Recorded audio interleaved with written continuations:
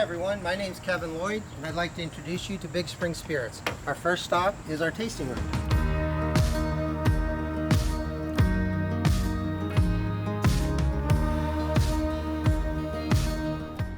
So we manufacture all of our spirits here in Bellefonte. We make vodka, gin, rum, a number of whiskeys, and Talleyrand cream bourbon. All of those products you can buy by the bottle to go. We have over 50 craft cocktails. We've won awards for our unique cocktails that we have here, and that's kind of the thing that we're known for.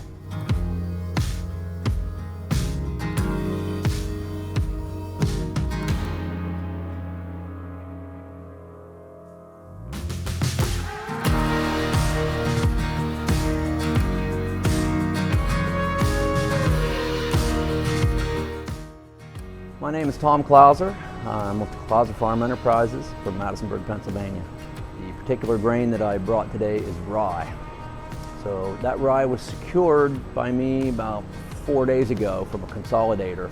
And it's new rye because the combining crop has just come in. About the second week of July, rye was combined in our area and it moved into a local consolidator where I picked up the grain. After the grain is processed through the Big Springs facility, there is a product comes out that they refer to as spent grains. It's distiller's grains. And this is not really a waste product. It's actually very valuable in the livestock community as a feed. For every 4,500 pounds I bring up in dry matter weight, I'm taking back about 1,500 pounds in dry matter distiller's grains. Because I'm making fast turnaround times, I can deliver the grain, take the spent grains from the previous run, return to the farm with those, and those are fed to my cattle. It's fed as a high protein source.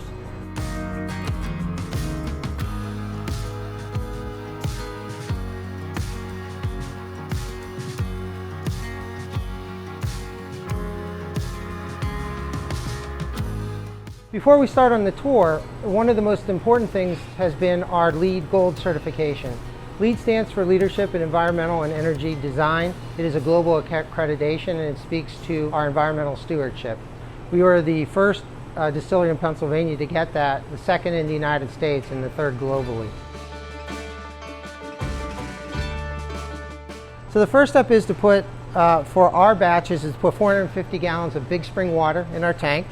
Then we drop in our grain, which we got from our farmer. We would use corn, wheat, or rye. Drop that in through the top, the manway, and turn the steam on. And the steam then will heat the water, which is at about 55 degrees Fahrenheit up to 180 degrees. During that process, what we're trying to do is we're trying to get the carbohydrates out of the grain and convert them into sugar, which our yeast can use. So at the end of the cooking step, we have our yeast, we have nutrients to help our yeast grow, and we have a fuel source for our yeast, which is the sugar, which came from the starch in the grains.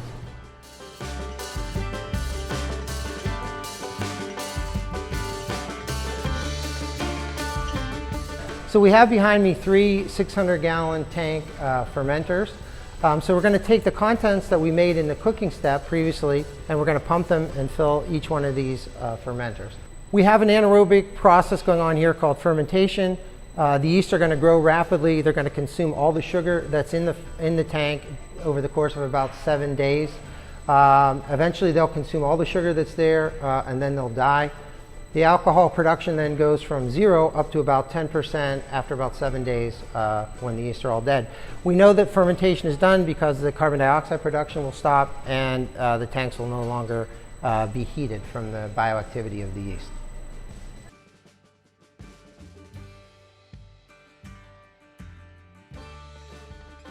At the end of fermentation, we're about at 10% alcohol.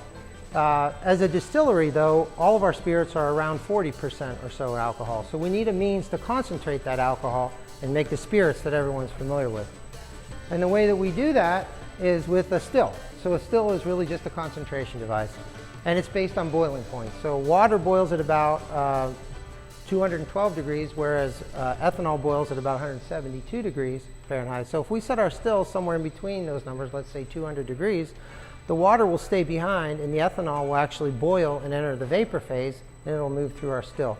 So the typical path is then we'll boil the ethanol, it'll move through our still and then hit our condenser, which has cold water circulating in it, condense back to a liquid and fall down into our collection tanks.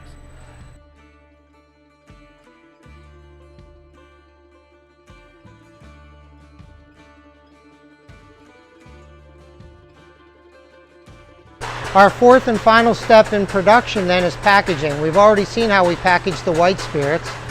This is for our whiskeys and our aged gin that we do. There is an additional step, which is to put into a barrel first and then store it long term in our warehouse and then bring it back and bottle it later on. So right now we're filling our barrels. They're 53-gallon barrels. They're made out of white oak. Over the course of the 5 or 6 years that we're going to keep our spirits in the warehouse, the spirits will take on the color and the taste of the wood, as well as retain the grain flavors that it had when we put it in originally.